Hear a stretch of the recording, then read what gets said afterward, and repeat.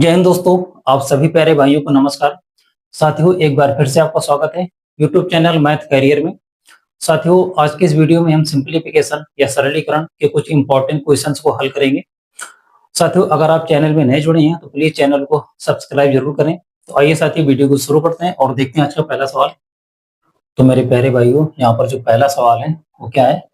1/a+1/b+1/c+1/d की value अगर 29/154 है तो यहाँ पर a+b+c+d की वैल्यू क्या होगी, है ना। तो दोस्तों, जैसे कि आप लोग जानते ही होंगे कि ऐसे सवालों को हमेशा हम नीचे से सॉल्व करते हैं, ठीक है। यहाँ पर साथियों, अब जब आप c+1/d को सॉल्व करेंगे तो यहाँ पर बटे में क्या आएगा? d आएगा। तो d आपका ऊपर चला जाएगा क्योंकि यहाँ पर 1/, में लिखा हुआ है तो फ्रैक्शन यहाँ पर उल्टा होगी, ठीक है। इसके बाद साथियों हम b के साथ सॉल्व करेंगे, जो भी आपका हर आएगा वो फिर से अंश में चला जाएगा क्योंकि यहाँ पर 1/, लिखा हुआ है, ठीक है। यहाँ पर फ्रैक्शन उल्टा होगी। इसके बाद दोस्तों a के साथ सॉल्व करेंगे, फिर जो आपका हर आएगा वो आपका ऊपर चला जाएगा क्योंकि यहाँ पर 1/, में लिखा हुआ है तो फ्रैक्शन फिर से उल्टा होगी। तो कहने का मतलब साथियों यहाँ पर ये होता है कि जब भी आपके सामने इस टाइप का सवाल हो कि a+1/b+1/c+1/d, ठीक है, तो यहाँ पर साथियों सबसे पहले क्या करते हैं कि जो बराबर में आपको संख्या दी होती है इसे हम उल्टा करते हैं, यानी कि 154 में आप 29 का भाग करेंगे। तो साथियों जब आप 154 में 29 से भाग करेंगे तो कितनी बार जाएगा? ये आपका 5 बार कटेगा, प्लस 145 होगा, है ना। 154 में 145 घटाएंगे तो शेषफल क्या आएगा आपका? 9। 29 से भाग दे रहे थे तो बटे 29 लिखेंगे, ठीक है। तो साथियों आगे आप देख पा रहे हैं कि 9/29 प्राप्त होता है आपको, ठीक है। इसको फिर से उल्टा करेंगे, 29/9 फिर से भाग देंगे तो कितनी बार जाएगा? 3 बार जाएगा। 9 3 का 27, शेषफल कितना बचेगा? 2 बचेगा, है ना। 9 से भाग दे रहे थे, बटे 9 लिखेंगे। इसके बाद साथियों आप 2/9 को फिर से उल्टा करेंगे, तब तक जब तक कि पूरा पूरा भाग ना चला जाए, है ना, कि जब तक प्रोसेस जब तक समाप्त ना हो जाए, ठीक है। तो 9/2 लिखेंगे, भाग देंगे तो कितनी बार जाएगा? 4 बार, ठीक है। शेषफल कितना आएगा साथियों? 1 आएगा, ठीक है। बाकी से दे रहे थे 2 से, बटे 2 लिखेंगे। 1/2 को फिर से उल्टा करेंगे, है ना, तो 2/1 भाग देंगे, कितना आएगा? 2, शेषफल 0, ठीक है। तो यहाँ पर साथियों सबसे पहले हम क्या करते हैं कि जो भी आपको बराबर में संख्या दी होती है आप उसे उल्टा करेंगे, भाग देंगे, भागफल प्लस शेषफल के रूप में लिखेंगे। आप जो वहां पर शेष बचेगा उसको फिर से उल्टा करेंगे, भागफल लिखेंगे, शेषफल बटे भाजक लिखेंगे। उसके बाद फिर से उल्टा करेंगे। ये प्रोसेस तब तक दोहराएंगे जब तक कि शेषफल 0 ना हो जाए, ठीक। इसके बाद साथियों आपसे जो पूछा गया है कि a+b+c+d का मान क्या होगा, तो साथियों यहाँ पर जो भागफल होता है आपका, ये 5 आपका ए का मान हो जाएगा, है ना, 3 आपका बी का मान हो जाएगा, ठीक है, 4 आपका सी का मान हो जाएगा, है ना, और ये 2 आपका डी का मान हो जाएगा, ठीक है। तो यहाँ पर साथियों आप लोग देख पा रहे हैं कि एबीसीडी की यहाँ पर वैल्यू क्या निकल कर आती है? 5 3 4 2, ठीक है। तो यहाँ पर ए की जगह हम क्या लिखेंगे? 5, बी का मान यहाँ पर क्या निकल कर आता है? 3, सी की वैल्यू क्या निकल कर आती है? 4, है ना, डी की वैल्यू क्या निकल कर आती है? 2, है ना। तो इसका आंसर क्या हो जाएगा साथियों? 5 + 3 8, 8 + 4 12, 12 + 2 14, ठीक है। तो साथियों 14 इस सवाल का राइट आंसर होगा। उम्मीद है साथियों आप लोग समझ पा रहे होंगे। जब भी आपके सामने इस टाइप का सवाल हो, है ना, कि a+b+c+d का मान ज्ञात करना हो, तो यहाँ पर जो भी आपको बराबर में संख्या दी होती है उसका आप उल्टा करेंगे, उल्टा करके भाग देंगे, भागफल प्लस शेषफल बटे भाजक के रूप में लिखेंगे। इसके बाद जो आपका शेष बचता है उसको फिर से उल्टा करेंगे, भाग देंगे, फिर उसे उल्टा करेंगे, भाग देंगे, है ना, जब तक कि शेषफल आपका 0 ना हो जाए, ठीक है। यहाँ पर क्या करेंगे?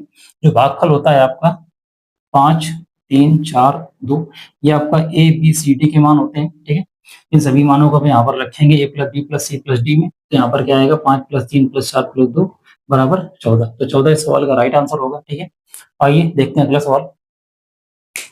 यहाँ पर अगला सवाल है 2 के पावर 2 + 1 इंटू 2 के पावर 4 + 1 इंटू 2 के पावर 8 + 1 इंटू 2 के पावर 16 + 1 डैश डैश 2 की पावर 128 + 1 का मान क्या होगा, ठीक है। साथियों जैसे कि आप लोग सवाल में देख पा रहे होंगे कि यहाँ पर जो भी सवाल है आपका, ये सारी संख्याएं इंटू में है, गुणा में है ना, ब्रैकेट में है। 2 के पावर 2 + 1 इंटू 2 के पावर 4 + 1 2 के पावर 8 + 1 इंटू 2 के पावर 16 + 1 डैश डैश कहाँ तक? 2 की पावर 128 तक +1, ठीक है। साथियों जब भी आपके सामने इस टाइप का सवाल हो तो इसके लिए एक तो आपको सीधे ट्रिक याद रखनी होगी। कैसे? यहाँ पर जो आखिरी टर्म होती है आपकी 2 की पावर 128, जो लास्ट टर्म की जो पावर होती है इसको आप दोगुना करेंगे। 2 की पावर 128 को दोगुना करेंगे, कितना आएगा? 256, प्लस की जगह -1 करेंगे, बटे इसके बाद देखेंगे साथियों कि सबसे पहली टर्म क्या है, 2 की पावर 2 प्लस 1, ठीक है ना। तो यानी कि 2 की पावर 2 और 1 का डिफरेंस ज्ञात करेंगे, तो 2 की पावर 2 का मतलब क्या होता है 4, ठीक है ना। 4 और 1 का डिफरेंट क्या होगा 3, है ना। 4 माइनस 1 क्या होगा 3। तो यहाँ पर आप बटे में 3 लिखेंगे। तो ये आपका इस सवाल का राइट आंसर होगा, ठीक है। तो ये सवाल का राइट आंसर होगा, ठीक है। आइए साथियों थोड़ा समझते हैं कि हम डायरेक्ट इस प्रकार क्यों लिखते हैं, ठीक है। तो यहाँ पर साथियों इस प्रकार के सवालों को हल करने के लिए हम क्या करते हैं कि सबसे पहले टर्म देखते हैं 2 की पावर 2 प्लस 1। तो यहाँ पर क्या करते हैं 2 की पावर 2 माइनस 1 से गुणा करते हैं, ठीक है। और 2 की पावर 2 माइनस 1 से भाग करते हैं ताकि इसके मान में कोई परिवर्तन ना हो, ठीक है। इसके बाद साथियों हम आगे देखते हैं कि यहाँ पर इंटू 2 की पावर 2 प्लस 1, 2 की पावर 2 प्लस 1, 2 की पावर 4 प्लस 1, 2 की पावर 8 प्लस 1 डेट डैश 2 की पावर 128 प्लस 1। तो यहाँ पर साथियों हम अपने हिसाब से क्या करते हैं कि 2 की पावर 2 माइनस 1 का गुणा और भाग करते हैं, ठीक है। यहाँ पर साथियों अब देखते हैं कि 2 की पावर 2 माइनस 1, 2 की पावर 2 प्लस 1, अगर ये दोनों आपस में पेयर बना लेंगे तो यहाँ पर क्या होगा, अगर 2 की पावर 2 को a मान लें, 1 को b मान लें, तो यहाँ पर क्या होगा a minus B A plus B. अगर ये दोनों का पेयर अगर बनेगा साथियों तो यहाँ पर क्या हो जाएगा a minus B A plus B. तो जैसा कि आप लोग जानते हैं कि a minus B into A plus B क्या होता है आपका A square minus B square होता है, ठीक है। तो यहाँ पर साथियों ये क्या बन जाएगा आपका A square minus B square, यानी कि ए का स्क्वायर यानी कि 2 की पावर 2 का स्क्वायर करेंगे तो कितना हो जाएगा आपका 2 की पावर 4। ये कितना हो जाएगा आपको 2 की पावर 4 माइनस बी स्क्वायर यानी कि माइनस 1 का स्क्वायर, तो माइनस 1 का स्क्वायर क्या होगा 1 ही होगा, है ना। ये हो जाएगा। अब साथियों ये टर्म किसके साथ पेयर बनाएगी 2 की पावर 4 प्लस 1 के साथ पेयर बनाएंगे। तो अगर ये इसके साथ जब पेयर बनाएगी तो इसका पेयर क्या बनेगा ए स्क्वायर माइनस बी स्क्वायर, यानी कि ये क्या बनेगा आपका 2 की पावर 4 का स्क्वायर करेंगे तो कितना आएगा 2 की पावर 8, 2 की पावर 8 माइनस 1। तो साथियों जो 2 की पावर 8 माइनस 1 बनेगा वो किसके साथ पेयर बनाएगा, वो आपका इसके साथ बनाएगा। यहाँ से जो आपका 2 की पावर 8 माइनस 1 आएगा वो किसके साथ पेयर बनाएगा 2 की पावर 8 प्लस 1 के साथ, ठीक है। तो साथियों इस प्रकार आगे सारी संख्याएं सारे टर्म एक दूसरे के साथ पेयर बनाते जाएंगे और उनकी पावर क्या होती जाएगी दोगुना होती जाएगी। यहाँ पर साथियों आप लोग देख पा रहे हैं 2 की पावर 2 प्लस 1 था, यहाँ पर क्या प्राप्त हुआ 2 की पावर 4 माइनस 1, ठीक है ना। यानी कि यहाँ से आगे जो भी संख्याएं मिलेंगी आपको उनकी पावर दोगुना होती जाएगी और प्लस 1 की जगह माइनस 1 होता जाएगा। तो सबसे आखिरी टर्म क्या है आपकी 2 की पावर 128 प्लस 1, ठीक है ना। तो इसके जस्ट पहले कौन सी संख्या आएगी 2 की पावर 128 माइनस 1 आएगी। तो 2 की पावर 128 माइनस 1 और 2 की पावर 128 प्लस 1 क्या बनाएगा 2 की पावर 256 माइनस 1, ठीक है ना। और यहाँ पर साथ आप लोग देख पा रहे हैं सबसे पहले हमने क्या किया था 2 की पावर 2 माइनस 1 का भाग भी किया था, है ना। तो ये संख्या हमेशा बटे में रहेगी, यहाँ पर ये संख्या हमेशा बटे में रहेगी। तो 2 की पावर 2 यानी कि 4, 4 माइनस 1 कितना होगा 3, ठीक है। तो यहाँ पर साथियों जब भी आपको इस टाइप का सवाल देखने को मिले, है ना, कि किसी संख्या के पावर 2 फिर पावर 4 फिर पावर 8 फिर पावर 16 यानी कि पावर दोगुनी होती जाए, ठीक है ना। तो आप क्या करेंगे सबसे आखिरी वाली टर्म की पावर को दोगुना करेंगे, प्लस की जगह माइनस 1 करेंगे, ठीक है ना। और सबसे पहले वाली टर्म से आप दोनों संख्याओं को डिफरेंट लिखेंगे, जो भी आपको डिफरेंट आएगा वो बटे में डिफरेंट लिखेंगे, ठीक है।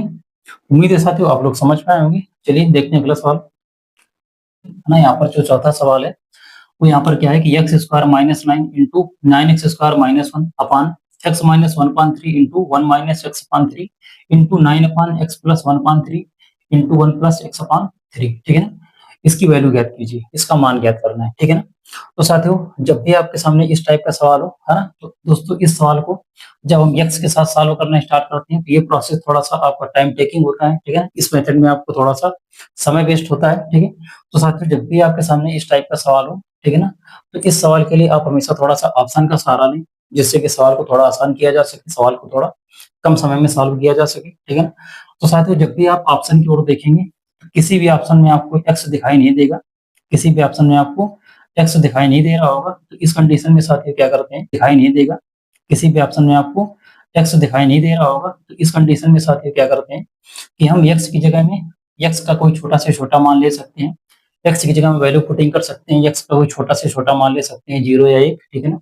लेकिन दोस्तों एक्स का मान पुट करते समय एक बात का विशेष ध्यान रखना है कि किसी भी संख्या के बटे में 0 नहीं होना चाहिए। एक्स का मान रखते समय बटे में हर में 0 नहीं आना चाहिए। अगर दोस्तों एक्स का मान रखते समय किसी संख्या के बटे में 0 आता है तो उसका मान इन्फिनिटी हो जाएगा, अनंत हो जाएगा, ठीक है ना। साथियों अगर ऐसी कंडीशन आती है तो आप क्या करेंगे एक्स का दूसरा मान रखने का प्रयास करें या फिर सवाल को किसी दूसरे मेथड से सॉल्व करने का प्रयास करें। लेकिन साथियों बहुत कम चांसेस ऐसे होते हैं कि ताकि और एक्स का मान रखने पर हर जीरो हो जाए। क्योंकि साथ ही यहाँ पर आप देख पा रहे हैं कि जितने सवालों को सॉल्व किया जा रहा है सारे सवाल एसएससी या रेलवे एग्जाम्स में पूछे जा चुके हैं। तो यहाँ पर साथियों जीरो होने का कोई चांस नहीं है, ठीक है, यहाँ पर जीरो होने का कोई चांस नहीं है। तो साथियों यहाँ पर आप एक्स की जगह में वैल्यू पुटिंग कर सकते हैं, एक्स की जगह में कोई छोटी से छोटी संख्या रख सकते हैं, एक्स का कोई छोटा से छोटा मान आप ले सकते हैं, ठीक है ना। तो यहाँ पर साथियों एक्स की जगह में 0 या फिर 1 ले सकते हैं। यहाँ पर अगर हम एक्स का मान 0 रख दें, इस सवाल में अगर हम एक्स की जगह 0 रख दें तो यहाँ पर क्या होगा, 0 माइनस 9, ये कितना आएगा, -9 इंटू ये आपका 0 हो जाएगा, 9x स्क्वायर में 0 रखेंगे एक्स की जगह तो 0 हो जाएगा, -1 बचेगा, -1 अपान ये आपका 0 हो जाएगा, 0 माइनस 1/3 तो कितना आएगा, -1/3 इंटू 1 माइनस 0/3 तो 0 हो जाएगा, यहाँ पर क्या बचेगा, 1 बचेगा, इंटू 9 अपान ये आपका 0 हो जाएगा, 1/3 बचेगा, इंटू 1 प्लस 0/3 यानी कि इंटू 1 बचेगा, ठीक है ना। तो यहाँ पर साथियों माइनस इंटू माइनस क्या हो जाएगा, प्लस हो जाएगा, ठीक है ना। बटे में फिर से माइनस है तो ये फिर से माइनस हो जाएगा, माइनस ये 3 ऊपर चला जाएगा तो 9 त्रिक कितना हो जाएगा, 27, ठीक है ना, 27। इसके बाद साथियों 3 9 के साथ चला जाएगा तो कितना हो जाएगा, 9 इंटू 3 यानी कि 27। तो यहाँ पर साथियों -27 इंटू +27 करेंगे तो प्लस इंटू माइनस क्या होता है, आपका माइनस होता है, 27 इंटू 27 क्या होता है, तो आप बोलेंगे 729, ठीक है ना। तो इस सवाल का जो राइट आंसर होगा वो क्या होगा, -729, ठीक है। तो साथियों कहने का मतलब यहाँ पर ये है कि जब भी आपके सामने इस प्रकार का सवाल हो, ठीक है ना, तो यहाँ पर आप क्या कर सकते हैं कि एक्स की जगह में वैल्यू पुटिंग कर सकते हैं, एक्स का कोई छोटा से छोटा मान आप रख सकते हैं और मान रखने के बाद सवाल को आसानी से सॉल्व कर सकते हैं, ठीक है। तो आइए देखते हैं अगला सवाल। तो साथियों यहाँ पर सवाल नंबर 6 है आपका, और 25a square minus 10ab minus 48b square upon 5a plus 6b into 5a plus 8b की वैल्यू क्या होगी, है ना, इसका मान क्या होगा। तो साथियों इस प्रकार के सवालों को सॉल्व करने के लिए हम क्या करते हैं, यहाँ पर देख सकते हैं कि 25a square minus 10ab minus 48b square में हम क्या करेंगे कि 10ab को 10ab को इस प्रकार ब्रेक करेंगे कि यहाँ पर दो दो का पेयर बने और दोनों में से आपका क्या कॉमन हो, 5a प्लस 6b कॉमन हो, ठीक है ना। इसके बाद साथियों ये प्रोसेस आपको करने में काफी टाइम टेकिंग प्रोसेस होगा आपका, इसमें आपका काफी टाइम वेस्ट होगा। तो यहाँ पर साथियों आप कह सकते हैं कि यहाँ पर हम वैल्यू पुटिंग कर सकते हैं, बिल्कुल कर सकते हैं, ठीक है। यहाँ पर आप ए और बी के छोटे से छोटे मान आप ले सकते हैं। यहाँ पर आप देख सकते हैं कि सवाल आपका ए और बी के रूप में है, सवाल आपका ए और बी के रूप में है और सारे ऑप्शन आपके जो है ए और बी के रूप में है। तो साथियों यहाँ पर आप वैल्यू पुटिंग कर सकते हैं, ए और बी के छोटे से छोटे मान आप ले सकते हैं और ए और बी की जगह मान को पुट कर सकते हैं, उसका आंसर ज्ञात करेंगे। लेकिन साथियों ध्यान रहे कि जो भी आप ए और बी के मान सवाल में पुट करेंगे वही ए और बी के मान आपको ऑप्शन में भी रखने होंगे, इसके बाद आप डिसाइड करेंगे कि कौन सा ऑप्शन करेक्ट होगा, ठीक है। तो यहाँ पर अगर हम बात करें कि ए और बी की छोटा से छोटा मान क्या लें, यहाँ पर आप ले सकते हैं कि ए का मान 1 ले सकते हैं, बी का मान 1 ले सकते हैं, ठीक है। तो यहाँ पर आप ए की जगह बी की जगह 1 पुट कर सकते हैं। अगर यहाँ पर आप देखेंगे ए की जगह 1 रखेंगे तो यहाँ पर क्या आएगा आपका 25 आएगा, माइनस ए और बी की जगह 1 रखेंगे तो यहाँ पर क्या आएगा, -10 आएगा, -10 माइनस यहाँ पर बी का मान 1 रखेंगे तो यहाँ पर क्या आएगा 48, है ना, अपान 5 प्लस 6 यानी कि क्या आएगा 11 इंटू यहाँ पर आप देख पाएंगे ए और बी का मान 1 1 रखेंगे तो 8 5 कितना हो जाएगा आपका, 13 हो जाएगा, ठीक है। तो यहाँ पर साथियों आप लोग देख पा रहे हैं कि इसका आंसर क्या आएगा, -48 -10 कितना होगा, 58 होगा, -58 में से आप 25 घटाएंगे तो यहाँ पर क्या आएगा, यहाँ पर आएगा आपका माइनस का 33, है ना, माइनस का 33 आएगा, बटे 11 करेंगे इंटू 13 करेंगे। यहाँ पर आप देख पाएंगे कि 11 से कैंसिल होगा 3 बार, है ना। तो यहाँ पर साथियों क्या आएगा, -3 इंटू 13 करेंगे, ये कितना आएगा आपका माइनस का 39, माइनस का 39, ठीक है ना। तो साथियों इस सवाल का जो आंसर निकल कर आया माइनस का 39 आया। लेकिन दोस्तों जो भी आपने मान ए और बी के यहाँ पर रखे हैं, है ना, ए और बी के मान आपने क्या रखे हैं, 1 1, है ना। तो आप ए और बी की जगह में ऑप्शन में भी 1 1 रखेंगे तो जिस ऑप्शन का मान -39 आएगा वो ऑप्शन आपका करेक्ट आंसर होगा, ठीक है ना। दोस्तों आप लोग समझ पा रहे होंगे कि ए और बी की जगह में 1 रखेंगे सारे ऑप्शन में, तो जिस ऑप्शन में ए और बी का मान रखने पर -39 आंसर आएगा वही आपका ऑप्शन करेक्ट होगा, ठीक है ना। तो अगर हम बात करें कि एक जगह 1 रखेंगे, एक जगह 1 रखेंगे तो 25 माइनस 64, अगर आप -64 में से 25 घटाएंगे तो यहाँ पर क्या आएगा, -39 आएगा। तो ए आपका करेक्ट आंसर होगा। लेकिन दोस्तों अगर आप चेक करना चाहते हैं यहाँ भी कर सकते हैं, 5 माइनस 8 करेंगे तो -3 आएगा, -3 का स्क्वायर कितना होगा, 9 होगा, है ना, ये आंसर नहीं होगा। इसके बाद अगर हम बात करें ऑप्शन सी की तो 5a प्लस 8b यानी कि 5 प्लस 8 कितना हो जाएगा, 13, 13 का स्क्वायर कितना होगा 169, ये भी आपका आंसर नहीं होगा। इसके बाद अगर हम बात करें ऑप्शन नंबर डी की, तो 25 ए स्क्वायर माइनस 36 बी स्क्वायर, यहाँ पर अगर ए का मान 1 रखें बी का मान 1 रखें तो यहाँ पर क्या आएगा 25 माइनस 36, ये भी आपका आंसर नहीं होगा, ठीक है ना। तो आंसर आपका क्या होगा, ऑप्शन नंबर ए आपका करेक्ट आंसर होगा, ठीक है ना। यानी कि इस सवाल का जो आंसर होगा वो क्या होगा 25 से माइनस 64 बी स्क्वायर होगा, ठीक है ना। तो आइए देखते हैं अगला सवाल। तो चलिए साथियों बात करते हैं सवाल नंबर 7 की। तो यहाँ पर सवाल नंबर जो 7 है, 4 के पावर ए प्लस 4 माइनस 5 इंटू 4 के पावर ए प्लस 2 अपान 15 इंटू 4 के पावर ए माइनस 2 के पावर 2 इंटू 4 के पावर ए का मान क्या होगा, इसकी वैल्यू क्या होगी। तो साथियों ऐसे सवालों को हल करने के लिए हम क्या करते हैं, या फिर आप अंश में 4 के पावर ए कॉमन ले सकते हैं, हर में आप 4 के पावर ए कॉमन ले सकते हैं। इसके बाद जो आपकी शेष संख्याएं बची उनको आप सॉल्व करेंगे, ठीक है ना। या फिर सवाल को थोड़ा सा स्पीड में सॉल्व करने के लिए हम क्या करेंगे, इसमें वैल्यू पुटिंग कर सकते हैं। आप एक की जगह में 1 या फिर 0 रख सकते हैं। यहाँ पर आप एक की जगह में 1 या फिर 0 रख सकते हैं, सवाल को थोड़ा आसान किया जा सकता है। यहाँ पर साथियों अगर हम ए का मान 0 रख दें, यहाँ पर इस सवाल में ए का मान अगर 0 रख दें तो यहाँ पर क्या आएगा 4 की पावर 0 प्लस 4 यानी कि 4 की पावर 4 आएगा, माइनस 5 इंटू 4 की पावर 0 प्लस 2 यानी कि 4 की पावर 0 प्लस 2 यानी कि 2 आएगा, है ना, अपान 15 इंटू, है ना, 15 इंटू 4 के पावर 0 यानी कि 4 की पावर 0 का मान क्या होगा 1 होगा। किसी संख्या के पावर में अगर 0 होता है तो उसका मान क्या होता है साथियों 1 होता है, ठीक है ना। 4 की पावर 0 1 हो जाएगा, माइनस 2 स्क्वायर कितना हो जाएगा 4 हो जाएगा, है ना। 4 की पावर 0 का मान क्या हो जाएगा 1 हो जाएगा। तो साथियों यहाँ पर इसका आंसर क्या निकल कर आएगा, और 4 के पावर 4 करेंगे 256 आएगा, माइनस 4 का स्क्वायर 16 होगा, 16 इंटू 5 करेंगे 80 आएगा, है ना, बटे 15 माइनस 4 करेंगे 11 आएगा। 256 में 80 का ये घटाएंगे साथियों तो यहाँ पर कितना आएगा 176 आएगा। इसके बाद बटे 11, 11 से आप भाग करेंगे तो आंसर कितना आएगा 11 कम 11, 11 से का 66 यानी कि 16, ठीक है ना। तो यानी कि साथियों यहाँ पर जो आपका आंसर होगा वो क्या होगा 16 इस सवाल का राइट आंसर होगा, है ना। तो साथियों आज के लिए बस इतना ही, मिलते हैं अगली वीडियो में। उम्मीद करता हूँ साथियों आप लोगों को वीडियो अच्छी लगी होगी। साथियों अगर आपको वीडियो अच्छी लगी हो तो वीडियो में लाइक और चैनल को सब्सक्राइब जरूर कीजिएगा। और साथियों अगर फिर भी आपके मन में कोई डाउट रह गया हो तो आप कमेंट जरूर कीजिएगा। मिलते हैं अगली वीडियो में। जय हिंद दोस्तों, नमस्कार।